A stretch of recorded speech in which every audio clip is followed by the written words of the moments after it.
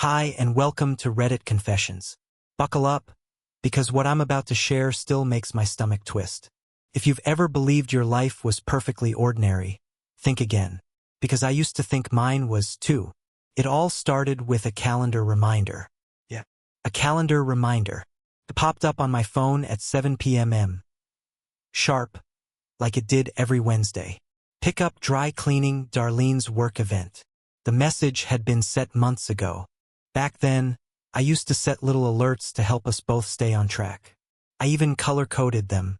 Blue for her stuff, green for mine, orange for both of us. Pathetic, right? I stood in the parking lot of Mr. Lin's Cleaners, holding a receipt for a blouse and blazer she dropped off last week. I remember the way the girl behind the counter looked at me, like she was watching a man pick up clothes for a ghost. And maybe, in a way, she was. The clerk handed me a garment bag and smiled politely. Tell your wife she looked amazing in that red dress last Friday. I froze. What red dress? She looked confused. The one she wore when she picked up her other things. Everyone said she looked like a movie star. Only, Darlene hadn't gone to Mr. Lin's last Friday. She was supposed to be at her sister's in Tulsa helping with a flooded basement.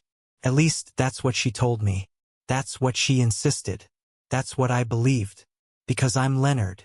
And Leonard believes things. I muttered something and walked out with a heart pounding so hard it made my vision blur. I should have gone home. But instead, I drove aimlessly through the suburbs while gripping the steering wheel like it was the last stable thing in my life. I kept seeing flashes of red fabric in my head. Her laughing. Her lying. Her wearing that dress for someone else. For someone who wasn't me. I parked outside a Walgreens, sat in the lot under those flickering neon lights, and opened my phone. I didn't go to her texts. I didn't even go to her email. No, I went to her shared calendar. The one we stopped using actively maybe 2 years ago. But she never deleted it. I don't think she remembered I still had access. And there it was. A calendar event for that same Friday night. Suite 406 to 8 p.m. W/R. That R burned into my brain like a brand. I sat there for maybe 20 minutes, just staring at those 4 characters. Suite 406. 8 p.m. W/R. I must have whispered it out loud 20 times. Then came the part of the story that still doesn't feel real. I opened the Find My app. I hadn't used it in months, but once upon a time, we linked our devices in case we lost them or needed to coordinate while traveling. She never revoked the permission. Again, because Darlene forgets the little things. The things that matter. Her phone had last pinged at a boutique hotel downtown. A place I didn't even know existed until I saw the name. The Granley. I zoomed in. The timestamp? 8:12 p.m. The night she was supposedly battling mold and mildew with her sister. My hands trembled as I stared at that red dot. I didn't go to confront her. I didn't scream or drive there in a rage. I sat in my car, parked between a pharmacy dumpster and a dying palm tree, and cried into the sleeve of my hoodie like a child who just learned Santa isn't real. But it wasn't Santa I lost that night. It was the illusion of safety, of love, of everything I thought 20 years of marriage had built. One notification, one offhand comment from a dry cleaning clerk. That's all it took. And now nothing is the same. I didn't sleep that night, not even for a second. I lay on the couch, still wearing the same jeans and flannel I'd had on since the cleaners. The untouched garment bag hung over the back of a kitchen chair like a silent witness. I couldn't even bring myself to take the clothes out. Every time I looked at it, all I saw was that damn dry cleaning clerk saying, "She looked like a movie star." I kept playing every conversation Darlene and I had that week in my head like a broken cassette. Her voice, her phrasing, how quick she was to touch my hand at dinner or kiss my cheek before grabbing her purse. It all felt performed, staged, like she was playing the role of a wife who had nothing to hide. And I had been applauding the show like a fool in the front row.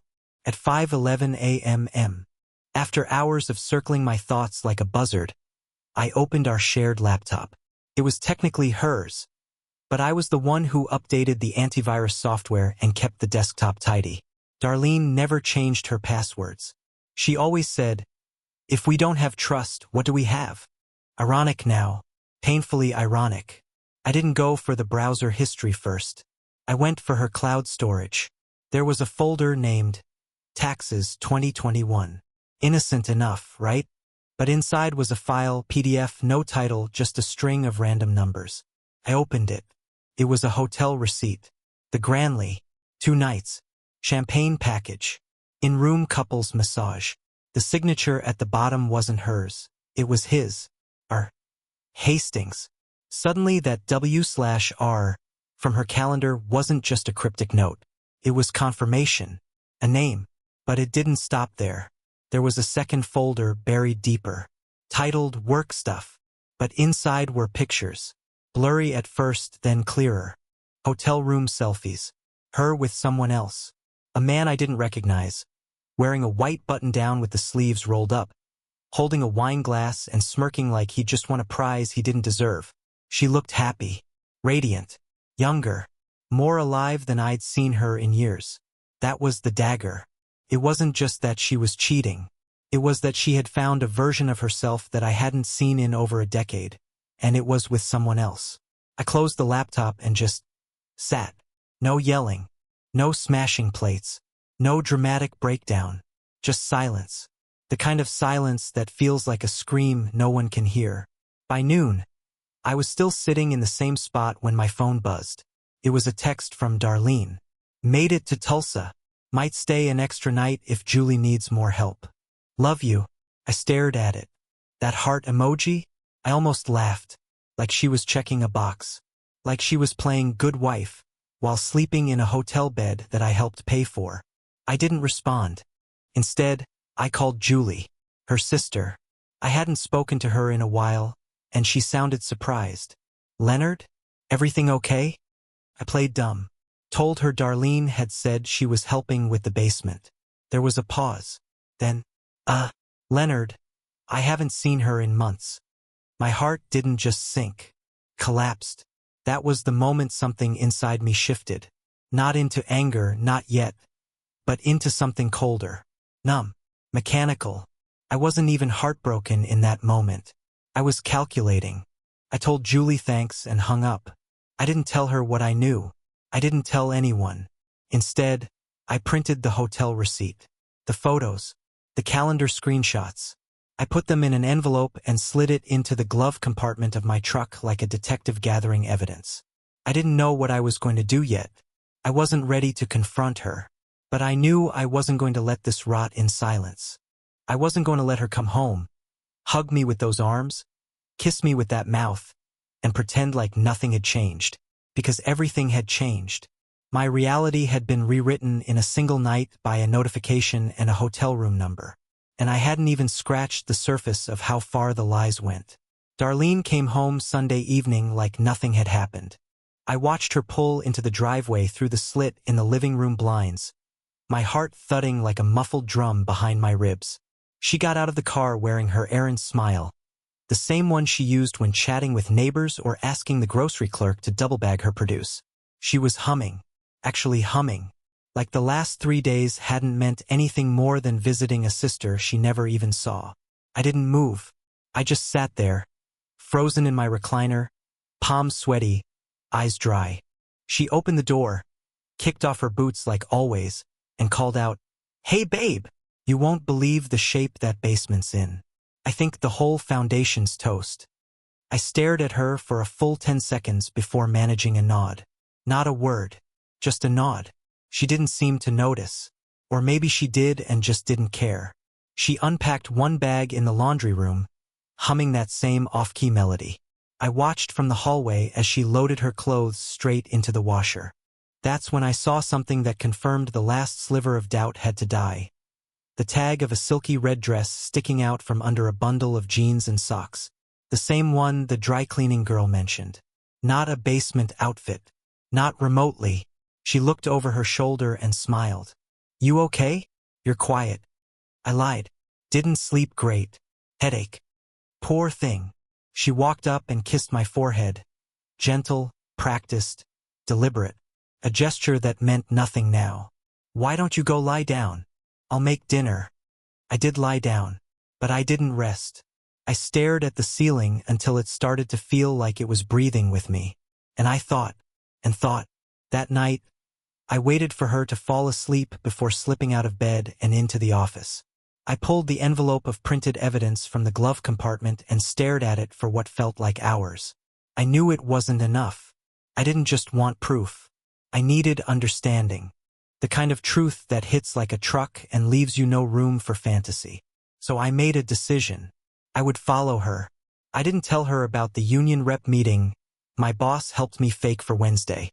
I packed a duffel, left it in the truck, and installed a simple tracker app on an old phone I buried in her car's trunk liner while she was in the shower. I had never done anything like that before, and my hands shook so badly I dropped the screwdriver twice. Wednesday morning, she left around 7:50 a.m., claiming she had an all-day training at the county civic center, kissed me goodbye, called me her sweet man, and backed out of the driveway with a smile. I waited 15 minutes before opening the app. She was heading north, not toward the civic center, toward a small lodge on the edge of Lake Windermere. I hadn't thought about that place in years. We used to take the kids there when they were little. They had a playground shaped like a pirate ship and a tiny bait shop that smelled like old coffee and fish guts. But Darlene wasn't going there for memories. I tailed her from a distance, took a different highway, circled around side streets. I arrived just in time to see her stepping out of the car and into the arms of R. Hastings, the man from the photos. He kissed her like they hadn't seen each other in months. She laughed, tilted her head the way she does when she wants to be kissed again. He obliged. Then they walked inside, hand in hand. I sat there in the truck, engine off, radio silent, and I swear my own breathing sounded like a chainsaw in that moment. I wasn't crying. I wasn't screaming. I was just unraveling. I watched them from a distance as they shared a bottle of wine on the cabin's porch later that afternoon. Her legs draped over his. He said something that made her throw her head back and laugh. That laugh. The one she hadn't used around me in years. The one that used to be mine. I took a photo, then another, then video. It wasn't revenge. It wasn't even for proof anymore. It was because I needed something to hold when I eventually stopped believing this really happened. That night, they didn't come out of the cabin again. The porch light flicked off. The curtains were drawn. And I sat there in my truck until the sky turned from black to purple to orange. I didn't sleep. I didn't eat. I didn't move. Because how do you walk away from watching your whole life collapse through a windshield? And the worst part? I didn't know how long it had been going on, but I was starting to think I had never really known her at all. The ride home from Lake Windermere was a kind of silence I didn't know could exist. No radio, no thoughts, just the sound of tires humming over pavement and the occasional creak of the steering column every time I turned a corner too hard. I hadn't eaten in nearly 24 hours. I hadn't even blinked properly. My mouth was dry, my eyes were burning, and something deep inside me had snapped. Not loudly, not violently, but like a thin wire under too much pressure. Quiet, permanent. When I got home, she was already there. Darlene was sitting on the couch, legs folded beneath her, watching one of those feel-good baking shows. A mixing bowl sat on the coffee table, half filled with popcorn and peanut M&Ms. She looked up and smiled. That same practiced smile. "Hey, baby, you're home early." I didn't respond. I went to the sink, ran cold water over my face. My hands trembled, but I clenched the edges of the counter to make them stop. I could feel her behind me, watching, waiting. Then her voice again, softer this time. "Everything okay, Leonard?"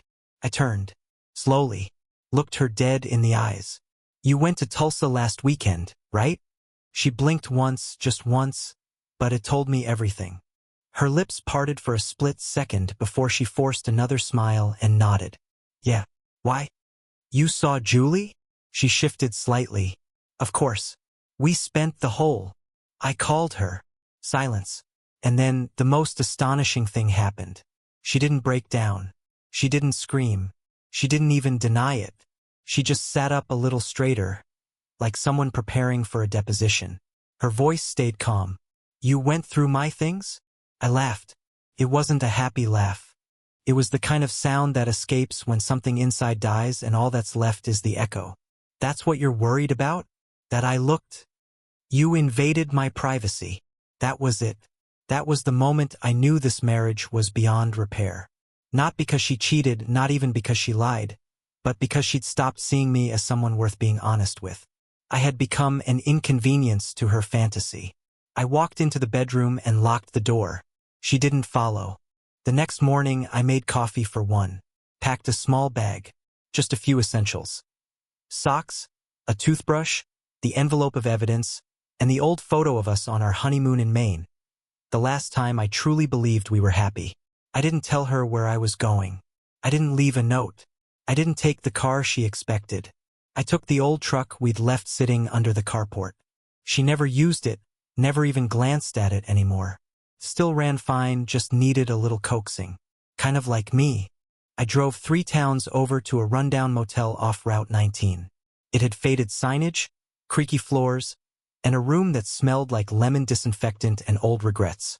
But it was quiet, and that's all I needed. For 2 days I stayed there, pretending I didn't exist. No work calls, no family texts. I turned off my phone completely and left it in the nightstand drawer. I just disappeared, sat with my thoughts, ripped open every illusion I'd ever wrapped myself in. Wondered how I'd been so blind for so long. Wondered if she had ever loved me, or if I was just a placeholder while she figured herself out. But then, something strange happened. I started breathing again. On the 3rd morning, I went down to the front desk to pay for another night, and the clerk, an old man with a face like wrinkled leather, looked at me and said, "You running from something or toward something?" I paused, then said, "I think I'm just tired of standing still." He didn't press, just nodded and handed me a fresh key card. That night, I pulled out the envelope of photos, receipts, and the screenshot from the Find My app. I laid them all out on the bed like puzzle pieces. I stared at them until the edges of my vision blurred. And then I knew what I had to do. I wasn't going to yell. I wasn't going to fight. I wasn't even going to explain. I was going to leave. But not in anger, in clarity. Because when someone shows you who they are, and you keep pretending they're someone else, the betrayal stops being theirs, it becomes yours. And I wasn't going to betray myself any longer. What she didn't know was that while I was vanishing, I was also quietly preparing the next steps. Steps she wouldn't see coming. Steps that would change everything. Because when I came back, it wouldn't be to fix anything. It would be to finish it. I didn't walk back into our house like a man returning to his wife. I walked in like someone stepping into a crime scene. The silence hit me first. Not the peaceful kind. The dense, unnatural quiet that seems to hum just beneath your skin. Like the house itself knows something you don't want to admit. Darlene was in the kitchen, barefoot, stirring something on the stove. She turned casually when she heard the door creak. "Well, look who finally." She froze mid-sentence when she saw my face. I didn't smile, didn't speak, just looked at her. Really looked. Her eyes darted over me, searching for some clue, some signal. Whether I was angry or just broken. And for the first time since I'd known her, she didn't know what version of me she was speaking to. That gave me a strange sense of control. "Where were you?" she asked, keeping her voice calm, measured, as if I were a teenager who had missed curfew. "I needed air," I said flatly. "I needed to get away from the stench." She blinked, face tightening. "What's that supposed to mean?" I shrugged off my jacket and hung it up slowly, deliberately. My hand lingered on the hook like I wasn't sure if I'd be needing it again soon. "You know exactly what it means." For the first time since this all began, I saw fear flash across her face. Not panic, not guilt, fear. The kind that comes when a lie is no longer floating, when it's drowning, and you know you're going down with it. "I don't want to fight, Leonard," she said, turning the burner off and setting the wooden spoon down beside the pot. "If this is about the past, we need to talk like adults. We need to." I cut her off. "Was it worth it?" She narrowed her eyes. "Was what worth it?" "The nights at Granley, the lies about your sister, the man with the R name." I didn't yell. My voice was razor flat, like a surgeon's blade. Was it worth watching 20 years burn just so you could feel 30 again? Her face drained of color. That's when I tossed the envelope on the counter beside the pot. The printed photos spilled out like playing cards from a rigged deck. Her face, his hands, her laugh. She didn't touch them, just stared. "You went through my things," she whispered, her voice cracking now, the tremble finally breaking through. "You stalked me." "Don't twist this," I said, taking a step forward. "Don't turn this into something about privacy. You don't get to cheat and then act like the victim." The silence between us was volcanic, heavy. Seconds felt like entire seasons. I could hear the hum of the refrigerator, the clock ticking above the microwave, the wind outside brushing against the window. Then she spoke. "You weren't there for me anymore, Leonard. You checked out years ago." That line, that tired excuse, that's the script they all read from, isn't it? "I was here every day," I said louder now. "I fixed your car. I paid the bills. I asked how your day was, even when you gave me nothing but silence. I bought you tulips every March because you said roses were too cliché.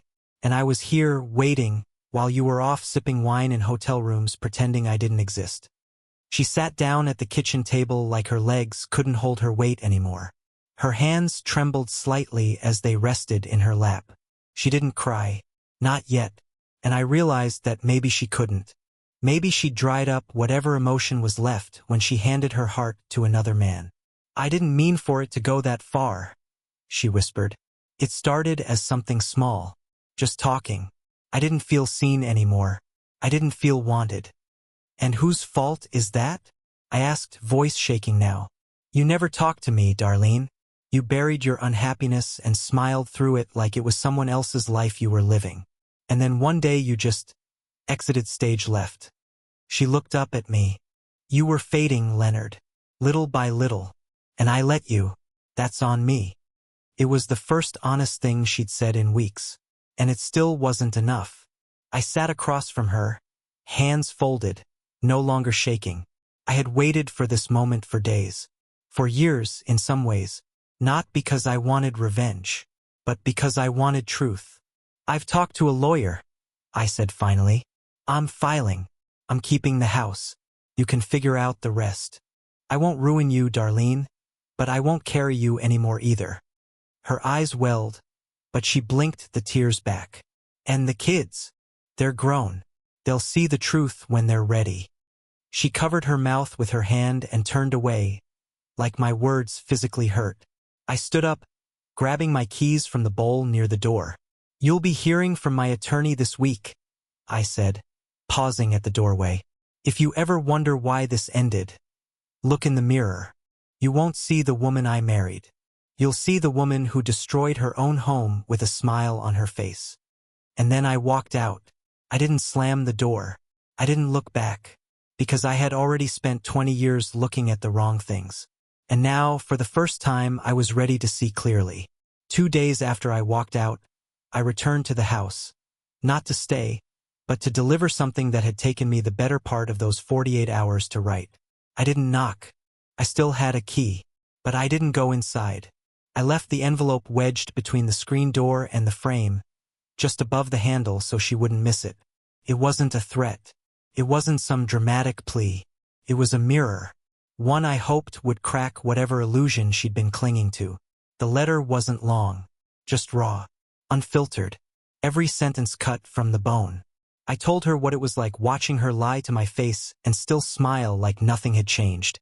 I told her how it felt to realize that while I was buying groceries, paying the mortgage, and unclogging the drains, she was sneaking off to be someone else's dream. I reminded her of the early years, not to make her feel guilty, but to draw the contrast so stark that even she couldn't ignore it anymore. "You didn't just lie, Darlene," I wrote. "You let us rot. You watered someone else's garden while our foundation crumbled, then acted surprised when the walls collapsed. You weren't just unfaithful, you were absent.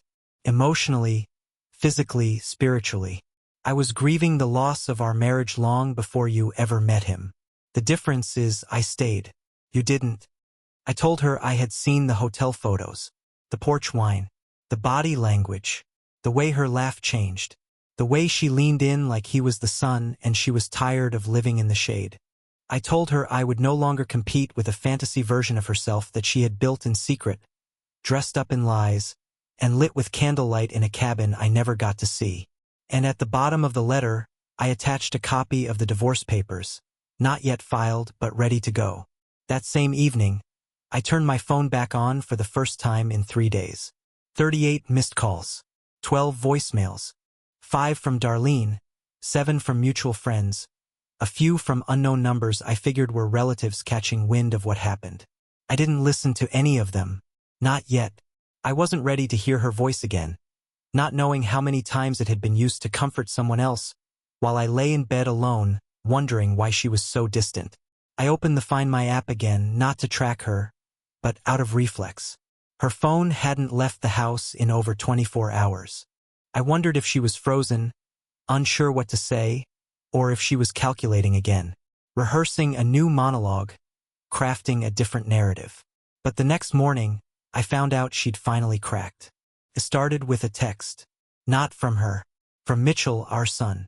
Dad, what's going on? Mom's crying. She says you're divorcing her.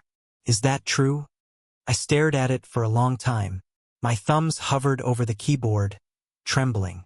I didn't want to unload everything onto him. He didn't deserve that. Neither did Rose. But they were adults now. They deserved the truth. Or at least the version of it that wouldn't ruin their view of their mother completely. So I replied, "It's complicated. Your mother and I are going through something difficult. I promise we'll talk soon. Just know that I love you, and none of this is your fault." He responded with a single word. "Okay." Later that night, Darlene finally reached out. Not with another excuse, not with a long-winded explanation. She sent one photo. It was of the envelope I left her. No caption, no emoji, just the image of my letter on the kitchen table, half opened, next to a cup of untouched coffee. A few minutes later, another message came in. "I didn't think you'd really go through with it. I thought you'd yell, sulk, then let it pass like everything else." I read that sentence over and over. Let it sit. Then I replied, "That was the problem. You thought I'd never stop forgiving you. You were wrong." The typing bubble appeared, then vanished, then came back, then gone again. She never sent anything else that night. And as I stood by the window of my rented room, watching the flicker of motel lights outside, I felt something I hadn't felt in years. Not peace, but power. For the first time in a long time, I wasn't playing the role of the quiet husband, the pushover, the man who absorbs, adapts, and apologizes. I was done twisting myself to fit inside her lies. She had shattered 20 years in one night. Now I was holding the pieces, and soon I'd decide what to do with them. The morning after that last text, I drove back to the house for one final time. I didn't knock, didn't hesitate. I walked in like a man reclaiming what was left of his past. Not because I wanted to salvage it, but because I needed to take it apart on my terms. The place was dark, curtains drawn, dishes stacked in the sink like she'd forgotten how to care.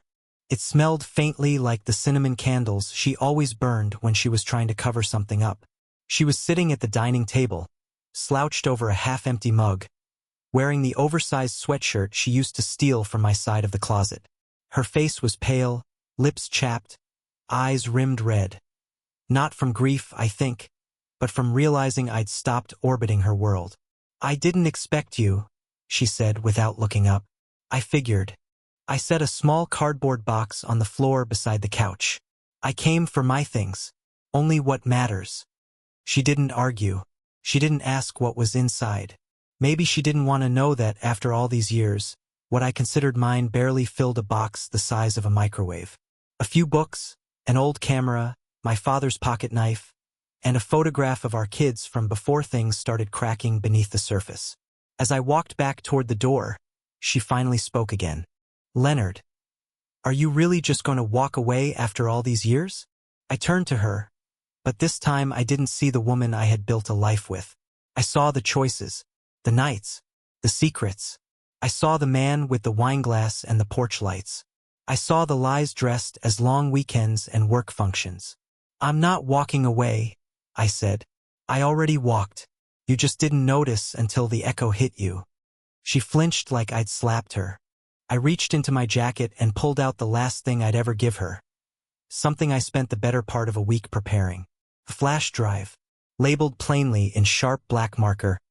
Everything you forgot. She stared at it. What is it? She asked, not reaching for it. A digital scrapbook, I said. You won't find photos of vacations or birthdays. Just the text messages you sent him. The hotel receipts. The call logs. Your second life in HD. And a timeline because I know how messy your lies got. You're going to need help remembering. Her voice broke slightly.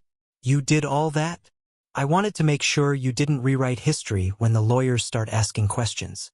She stood up suddenly, the chair scraping behind her. You're not being fair. I made mistakes, but you were never present either. You let the silence grow. I nodded. That's true. I did. But I didn't fill the silence with another man. You did. She stepped forward like she wanted to say more, but I raised my hand, stopping her mid-step. Darlene, if there's a version of you that ever loved me the way I loved you, I don't need to hear her apologies now. I needed them years ago. She sat back down, shoulders slumping, and looked at the drive in her hand like it was radioactive. Maybe it was. It held the receipts of a marriage gone extinct. Before I left, I turned once more. There's one more thing, I said. Check the top drawer of your nightstand. Her brow furrowed. I didn't wait for her to go. I just left. But I knew exactly what she'd find. A sealed envelope with a single page inside. A letter. Just 6 lines. Darlene, you didn't just lose me.